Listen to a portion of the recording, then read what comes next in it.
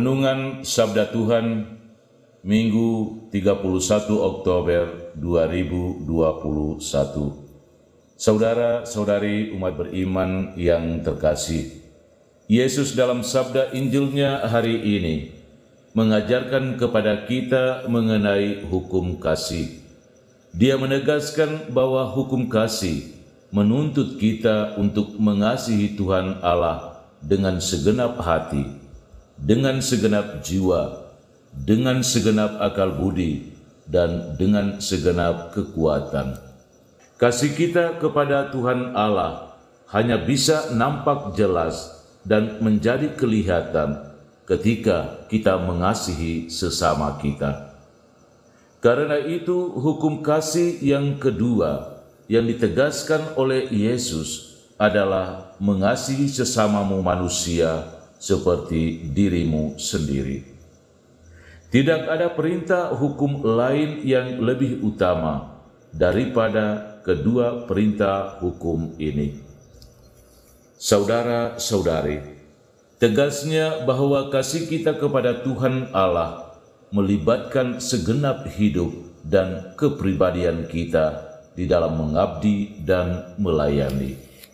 Adalah tidak cukup kalau kita hanya mengasihi Tuhan Allah lalu mengabaikan kasih kita kepada sesama. Pertanyaan dari seorang ahli Taurat tentang perintah manakah yang paling utama sesungguhnya bukanlah pertanyaan yang datang dari ketidaktahuan, tetapi sesungguhnya sebuah pertanyaan yang bertolak dari apa yang sudah dia ketahui dan pelajari. Karena itu, apa yang dijawab oleh Yesus ternyata tepat sekali seperti yang sudah dia pelajari. Guru, tepat sekali apa yang kau katakan. Demikian kata ahli Taurat. Saudara-saudari, menarik bahwa sebelum Yesus memberikan jawaban terhadap pertanyaan ahli Taurat itu, Yesus mengundang perhatian khusus dari ahli Taurat dengan mengatakan, "Dengarlah hai orang Israel."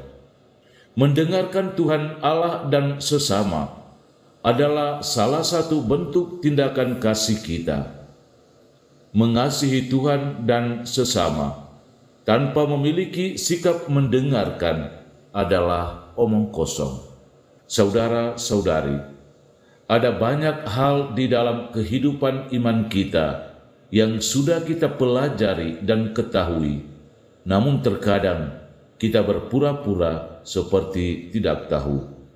Ada banyak perintah, hukum, aturan, dan bahkan nasihat-nasihat berguna yang sudah disampaikan kepada kita, namun terkadang kita berpura-pura seperti tidak dengar dan bahkan tidak tahu.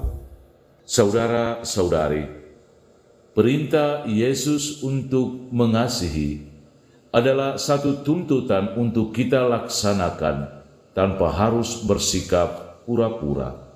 Seringkali terjadi bahwa kita mengasihi seseorang apabila orang itu juga mengasihi kita dan memberi keuntungan kepada kita. Kalau tidak, kita menganggap bahwa orang itu tidak perlu dikasihi. Inilah pemahaman kita yang salah dan keliru tentang perintah kasih dari Tuhan itu. Saudara-saudari, tindakan kasih kita kepada Tuhan dan sesama harus memiliki ukuran yang seimbang. Kita tidak hanya mengasihi Tuhan, tetapi kasih kita kepada Tuhan harus juga sungguh-sungguh nampak dalam tindakan kasih kita kepada sesama. Bagi Yesus, kasih menjadi landasan hukum utama dan menjadi kekuatan kita untuk menata hidup di hadapan Allah dan sesama. Maria, Bunda Allah, yang kita hormati dan yang sudah berdoa bersama dengan kita selama bulan Oktober ini, telah mendengarkan dan memberikan dirinya pada bimbingan kasih Allah untuk menjadi Bunda Yesus.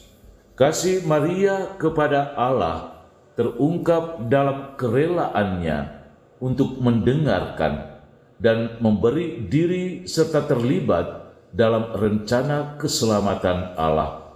Semoga siara iman yang kita bangun bersama Bunda Maria dalam doa Rosario sepanjang bulan Oktober ini dapat membantu kita untuk lebih terbuka mengasihi Tuhan dan sesama. Keterbukaan kita untuk mengasihi Tuhan dan sesama hanya bisa terwujud kalau kita memiliki sikap mendengarkan Tuhan dan sesama.